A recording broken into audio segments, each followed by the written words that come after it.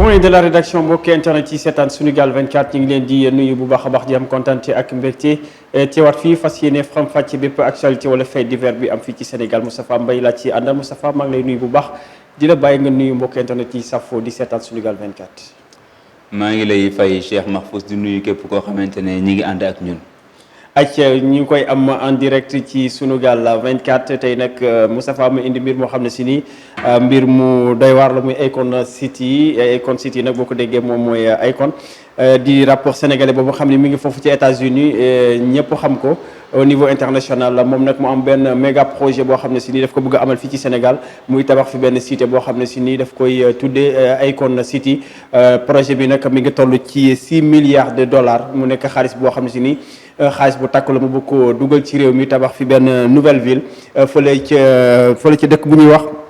Mbodiène nag mi ngi nekk dans la petite côte donc mu nekk loo xam ne si nii mu ngi commencé di jur coow Moustapha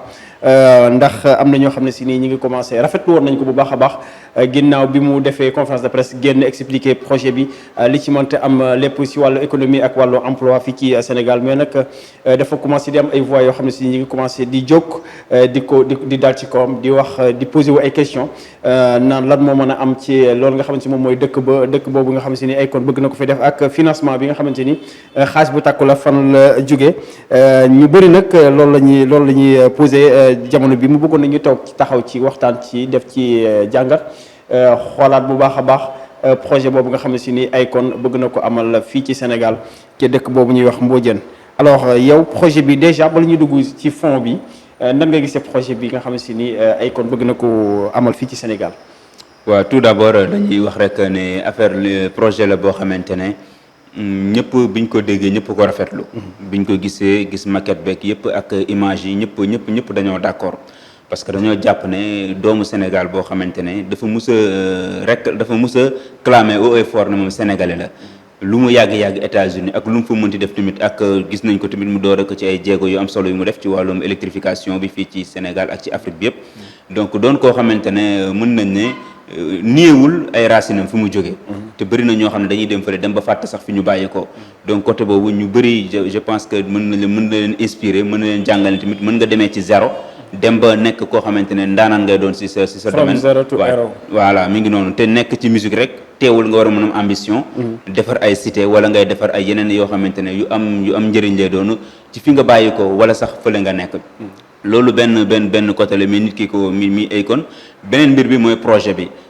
bu ñu xoolee comme ni mu koy expliquer ñu bëri ñoo xam ne dafay dajeek ñoom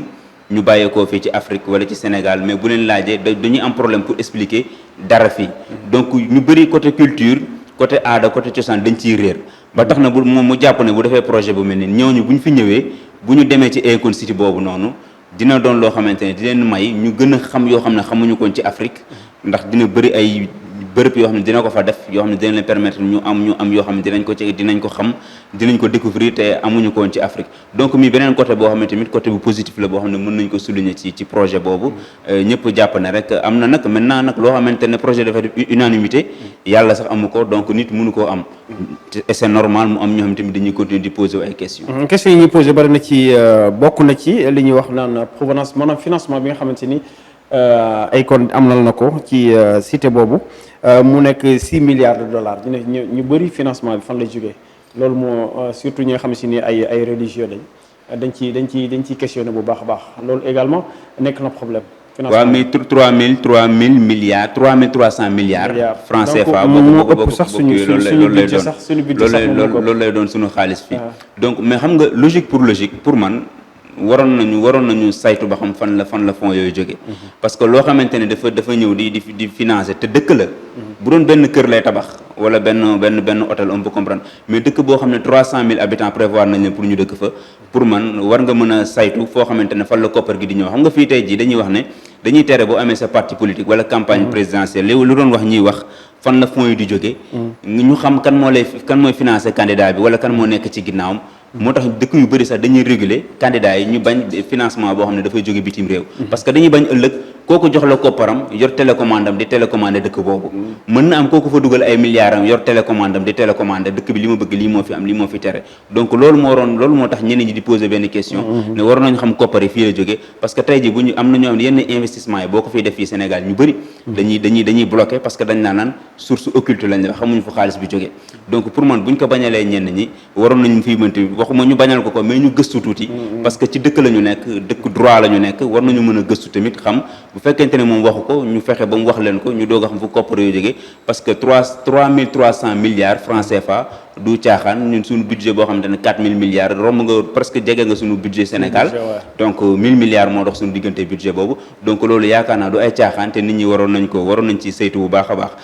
pour ma def benn parenthèse bu ndaw parce que ku mel ni Imam Massamba Diop bu ONG Jamra am na benn université bu mu bëggoon teg fii ci Guédiawaye bande vert université de la banlieue ñu koy wax université Cheikh Oumar Foutiyou Tall maquette beeg yëpp pare mais problème suuf la am pour université bi tegu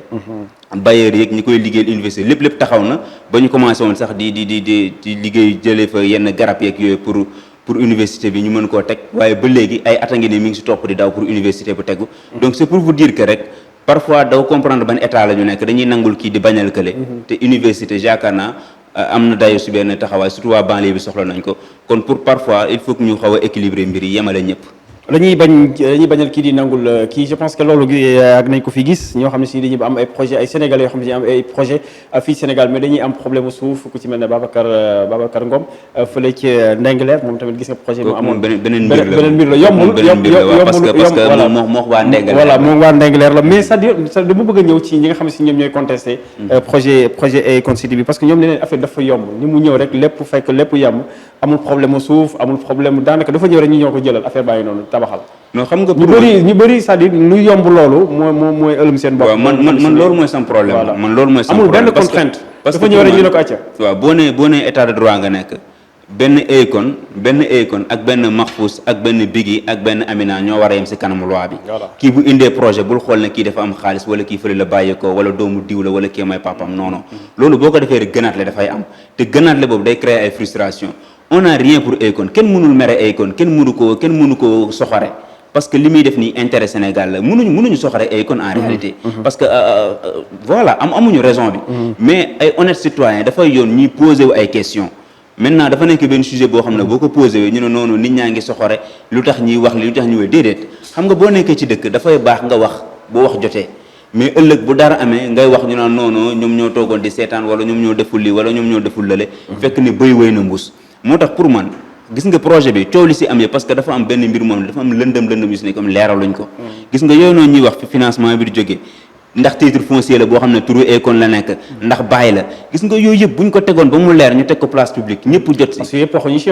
kenn waxu ci yooyu yëpp buñ ko tegoon bu ubbi ko ak dëkk bi naka lay fonctionner yooyu buñ ko tegoon ci place publique bi ni ñëpp gis ko mais coow du jib lu leer parce que 500 hectares ñu jox ko benn nit titre foncier nekk na loo xam ne si ni également dina doy waar parce que Akon City suñ ko tabaxee pare également lan lañ mën a def ci biir est-ce que li ñuy bañ ci biti dinañ ko bañ ci Akon City wala suñu police bi sànq ñu ngi koy wax police bi est-ce que moom dina mën a def ay intervention ci biir wala gendarmerie lan mooy c'est-à-dire ay questions la yoo am na yoo xamante ne état la ñu nekk man ce qui est sûr et certain mooy wax na ci ak état bi mais génnewuñu ko si biti mais buñ ko génnewul si biti loolu mooy jur coow yi ce qui est sûr mooy am na yoo xamante ne donc am na loo xam ne si nii peut-être que suñ koy yëkkati woon assurance état suñ ko yëkkati woon duñ koy continuer mën na bañ a projet mën na bañ a sax egg parce que dina am loo xam ne si population bi duñ ko nangu mën na am te loolu li koy indi mooy ëllëg mën nañ dem ba ci biir mu am yeneen yi nekk ci biir yoo xam nit ñi duñ ko xam parce que boo liiree lépp ak niñ ko fas yéene tegale day mel ni dëkk ci biir dëkk la voilà pour wax lu simple dëkk ci biir dëkk lay doon. parce que Akon tabaxul kër dëkk la doon 300 000 habitants fu ñuy dëkk la si biir dëkk. ñooñu fa dëkk ji tey ji ëllëg naka lañ fay dëkkee kenn définir ko bon xamaguñ ko bokk peut-être ñu définir. ñoom ñoo fay dëkk jotaguñ ci document ñoom ñoo fay dëkk. yan conditions naka lañ fay dëkkee naka ngay def ba am fa dëkkuwaay donc ay question la yoo xamante ne pour man. pour ñu wàññi coow la yëpp pour man waroon na ko gën a mën a leeral keroog ci conférence de presse bi mu doon def wala moom staffam boo xamante ne dañuy génnee beaucoup de documents teg ko sur la table nit ñi xam ne dëkk bi kat lii ak lii la ak lii mais ci ko conférence de presse bi lañ yem ñu expliquer financement bi bon fonds bi ciy dem ñu fay dëkk hôpitaux bi mu fay def école bi fay am centre de traitement des déchets yi fay am mais ay affaires yoo xamante ne ñëpp jàpp nañ ne dëkk la boo xamante daal bu paree boo gisee sax taax bi ak maquette bi ni mu nar a demee day mel ni daanaka États-Unis si biir Sénégal la doon parce que pratiquement gisagoo ko fi donc mbir la boo xamante ne daal pour man bu su coow amee rek dafa fekk ne am na yoo xamante leeraluñ ko askan wi te xam nga Sénégal moom lu muy bañ mooy fu lëndëm bu lëndëmee yow di nga ñëw ne fee lëndëm ne la gaynde fa nekk mën ma ñëw ne bukkee fa nekk kii ñëw ne xaja fa nekk kii ne muusa fa nekk donc pour éviter wax yooyu yëpp nag taala lampe bi rek mu leer bu leeree rek coow du jub nañ xam ne gaynde fa toog muusa fa toog wala xaja fa toog waaye état tamit su bàyyee ba Akon City près ñu fay gis loo xam ne si nii àndul ak sunu aada ak cosaan mu fay am te ñu koy bañ ci biir réew mi bu boobaa tamit état dina tooñ askan bi. loolu moo tax yenn religieux yi commencé di wax parce que quoi qu'on puisse dire ci territoire sénégalais la nekk ci Sénégal la nekk même bu dee benn dëkk la boo xam ne tamit dana am yeneen technique monnaie yu fay am ay coins monnaie boo xam ne genre électronique lay doon ak yeneen mbir ak yeneen xarala yu yees yoo xamante ne peut-être duñ ko mën a xam léegi mais buñ demoon ba pare la ñuy xam ne bu fa duggee di nga xam ne dugg nga ci beneen dëkk parce que 3000 beneen réew ngay nekk donc loolu du ay caaxaan donc ce qui veut dire que rek pour man damay demee ak bonne foi damay jàpp ne rek état bi waxtaan na ak moom la ca war ñu def ko parce que ñoom xam nañ Sénégal xam nañ li dox ci Sénégal bonne foi boobu laay jox laay demee mais tamit ma amaale ci ay réserve yaakaar ne leeral gi daal warta woon mën a ñàkk parce que tamit dëkk boo xamante ne mën nañ jàpp ne ëllëg bu amee aéroport boppam nga jóge fële wàcc fa nu muy demee ndax du doon dëkk boo xamante ne douanier yi naka douanier wu Sénégal la ñuy doon wala moom day am ay force de l'ordre am dëkk boobu ni muy demee kan moo assurer sécurité dëkk bi États-Unis wala financement bi ki ko dugal ban pàcc lay am ci dëkk boobu donc bëri na ay questions yoo xamante ne mën nañ ko poser ëllëg te buñ ko posé wul léegi nii ba leeral question yi noonu ëllëg mën na doon loo xamante ne ndax lépp luñ ci mën a wax ci Sénégal la dëkk bi nekk ëllëg bu fa dara amee Sénégal la ñuy wax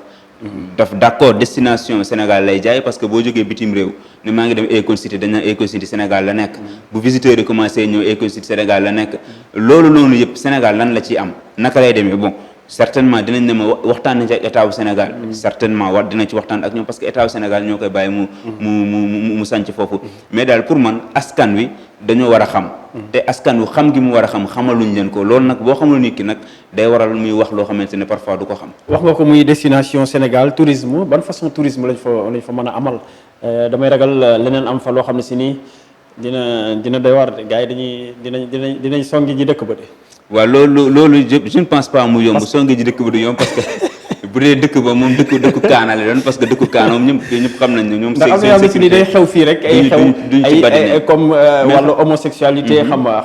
dafa nekk loo xam ne si loolu la religieux doon commencé di yëkkati ñu ngi ko fiy def ci roq yi ci ruqaan yi nga xam ne si ñu ay koñ la donc bu ñu amee benn dëkk boo xam ne si nii daanaka benn nitoo ko moom bu ko neexee mu mën ko fa amal tamit te kenn du ci yëg dara waaw man loolu question dañuy bañ li am États-Unis ñu koy amal foofu waaw man foofu laa njëkkee am problème parce que dama ne lu toll ni dëkk pour man état du Sénégal waroon nañ ne kat Akon City bi kat am nañ ci pourcent am nañ temps d'action ci Akon City bi Akon ne damay indi man am benn contrôle voilà Akon ne damay indi par exemple 3300 milliards ñu ne ko de defal moitié ñu def moitié defal 1500 milliards ñu def 1500 milliards su ko defee di nga et puis Macky Sall sax mi ngi woon ci politique boobu mi ngi ay ville waaw jam ñaajo affaire bu fekkente ne am na koo xam ne si mën na ci liggéey ak moom kay man pour man ñu bàyyi benn nit mu jël ko tuddee ko këram def lépp bon encore une fois balaa ñu ne dañooy soxor ak Akon ak dara mais dañuy joxe suñu xalaat ci mbir mi voilà mais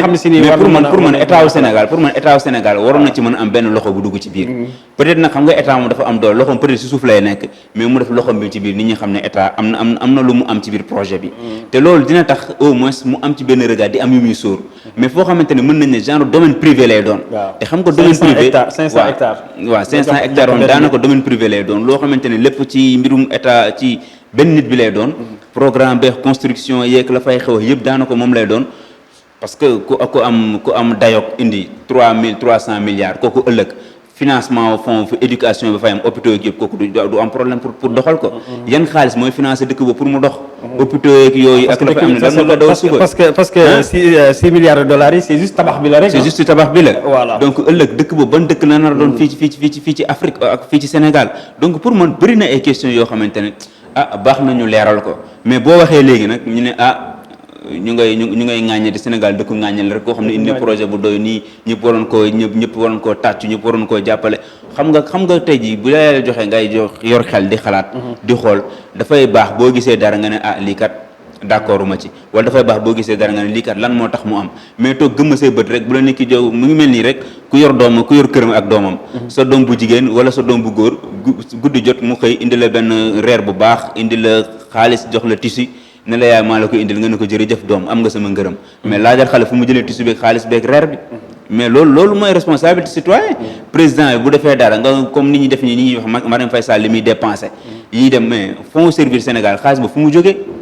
ban xaalis ndax sunu xaalis dañ jël di leen ko jox ñu koy joxaat askan wi donc bëri na ay question yoo xam ne malheureusement fii soo ko posé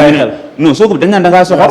soo ko posé dañ naan mi ngi dimbali nit ñi bàyyi leen jàmbur mi ngi dimbali nit ñi parce que ñi nga xam ne ñi ngi commencé di wax ci Akon City bi di ci commencé di wax di poser ay questions booy xool ci commentaires yi vidéo yi surtout YouTube dañ leen di saaga dañ lay saaga mais tamit loo gis dañ ko teg ci yoon non loolu taxawaay intellectuel pour man daal boo ne état de droit nga nekk da nga naan état de droit laa nekk ñëpp ngay jaarale si yoon